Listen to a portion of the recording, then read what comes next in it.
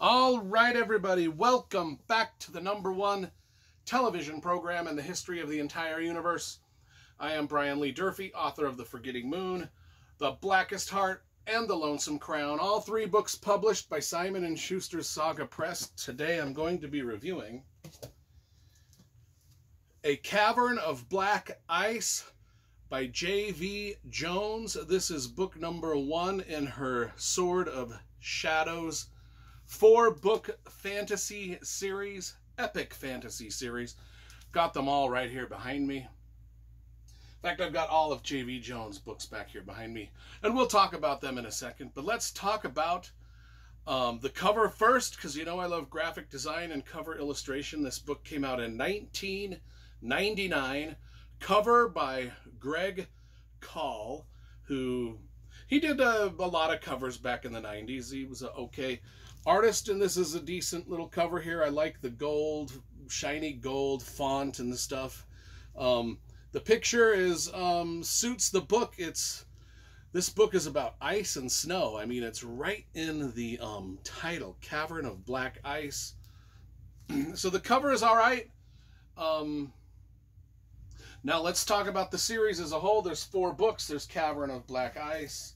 There's The Fortress of Gray Ice. The Sword from Red Ice.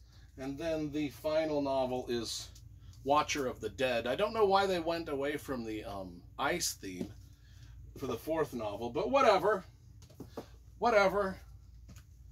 You know, we get all 4 books here on the shelf together, and of course you can see none of the spines really match at all. Well, the middle 2 books sort of do.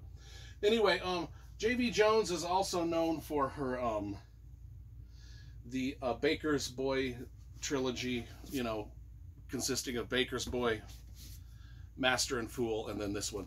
I have read and reviewed Baker's Boy on the channel, so if you want to watch that review.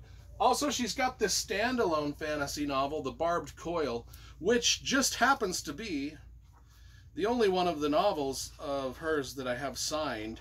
You know, I love showing off my signed book collection. I met J.V. Jones a long time ago at the World Con in San Antonio, Texas. Same place I met George R.R. Martin for the first time. Anyway, let's talk about the book we came to review, A Cavern of Black Ice. As I said, it's about ice and snow and tundra in the north. I mean, this is the most frigidly cold book you're ever going to read. It says it right in the title. It's all about ice. That's why I wore my Ice Cube shirt. I mean, come on, people. There's a map of this frozen countryside, too. There's a map here. There's different maps in the other books, so there's different maps, so there's a lot of different maps. But anyway, in this first book, epic fantasy, sort of in the mold of George R.R. Martin's Song of Ice and Fire. However, just a little more dialed back as far as, I mean, my gosh, this is about clans living in, it's almost like pre-medieval. Like, the weaponry is, I mean, there's not a lot of swords around. It's like it's crude weaponry. It's almost like a prehistoric people clans, and then the castles are very, very old and creaky, and it's not like high fantasy. It's like low fantasy, where it's like almost characters living in between the Middle Ages and like before that, if that makes sense. Technology has not gone far. These are clans that are scrounging a living out in the tundra, and it's just pretty bleak. It opens up with Rafe and Dre, 2 brothers, are out shooting arrows at rabbits in the tundra. It's cold. Every scene in this book is cold. Let me reiterate that. There's frostbite. People are freezing to death. Everything about this is cold. If you're in a castle, you're cold. If you're out in the tent, you're cold. If you're in the ice, if you're sinking below the ice because you've fallen in a frozen lake, you're fucking cold. It's just cold. Everything's cold. Anyway, Rafe and Dre, they're out shooting arrows at rabbits in the tundra. They come back and find their village destroyed. One of those, you know, oh, the young men find their village destroyed. It's a small village, unknown invaders with weapons, actual weapons that draw no blood. Swords that draw no blood. Oh my gosh, our first mystery. What's going on? And then we jump back to a character named Ash, who is 16. She lives in Spire Vanis, a castle, a bleak castle. She has these visions and dreams of a cavern of black ice. She's sort of been orphaned, found and raised by our main bad guy, Pentherois. No, it's Pentherois. That is the bad guy's name. She's being raised by this guy. She just wants to escape the castle, escape being under the thumb of this cruel person, this pagan-like magic user dude who's just out for no good. Rafe, so those are our two main characters that we're going to follow, the two main perspectives. Rafe, as he tries to figure out the death of the destruction of his village, and Ash, who tries to figure out a way to escape this castle. And this book is and the village is called, there's a lot of clans, like Viking clans. That's kind of the word I was looking for pre-Middle Ages. It's like even pre-Viking almost, but everybody's in a clan. And Rafe is in this clan called the Black Hail Clanhold. Then there's a third character, Angus, and he's our other guy. He's kind of like a hardened warrior type, he's kind of like the adult in the story, where Rafe and Ash are kind of teenagers. Angus is kind of the adult in the story. At least there's a lot of characters in this book. Deadly wildernesses full of ice and snow, remote farms, remote clans. If there are castles or things of anything, they're bleak.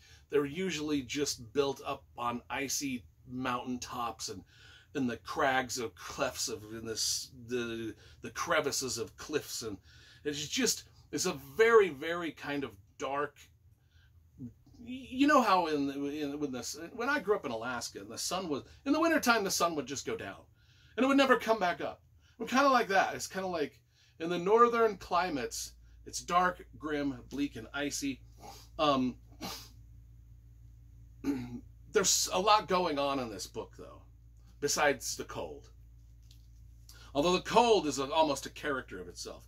The bleak, harsh, wintry landscape is almost a character in of itself, which I like this, because I read that this is the middle of the winter, and I'm reading this on a very cold couple days. But anyway, in the distant northern territories, fortress cities cling to barren peaks, fierce clans hunt the frigid steppes, Arctic wastes are the last refuge of an enigmatic ancient people, and an apocalyptic destiny has begun to unfold. Once in 1,000 years, an innocent is born with the uncontrollable power and need to reach across the barrier of worlds into the realm of the dead and release the End Lords from their eternal prison to annihilate all life. I forgot to mention there is a Dark Lord in this book, which is dope, because you can't get enough Dark Lords in fantasy novels. I like that. Now, after a millennium of truce, war erupts between the cold giants of the far north, as the great and ancient clan of Black Hell brings war to the Dog Lord of the clan Bud. Two warriors are caught in the bloodshed. Rafe and Dre are brothers and clansmen, but soon the cold-blooded schemes of their new clan chief will tear them apart and brand Rafe as a traitor to his clan. Meanwhile, in the cool caverns of Mask... Oh my gosh. I'm going to have to start over and read this. I can't read out loud. I could never be one of those voice narrators for any Audible book at all. I think you probably noticed that by the shithouse way I'm reading this. Okay. Meanwhile, in the cool limestone caverns of Mask Fortress, Ash March stumbles upon an old and terrible evil hidden away from the light.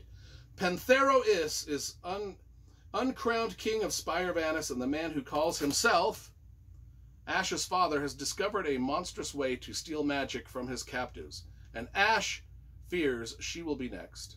Suddenly, Rafe and Ash are each helped to escape by Angus Locke, whose amiable manner belies his mysterious past. He's the warrior guy. But Angus is acting on the raven sent message of distant shaman. There's nothing accidental about his intervention. Anyway, there's a lot of stuff. There's more that I could read, but I'm doing a worse job reading it than just, Anyway, it's a damn good book.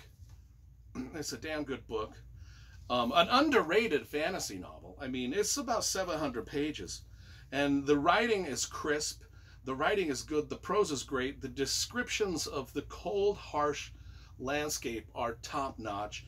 The characters are interesting. I like when we have young characters that are teens that are adventuring through very adult situations and adult wars and things like that. And this is done very well, especially with Rafe and Ash and Rafe's brother Dre and a lot of the other clansmen. And there's a little, not a little, I mean, she's a sort of a helper to Ash in the castle, this little girl.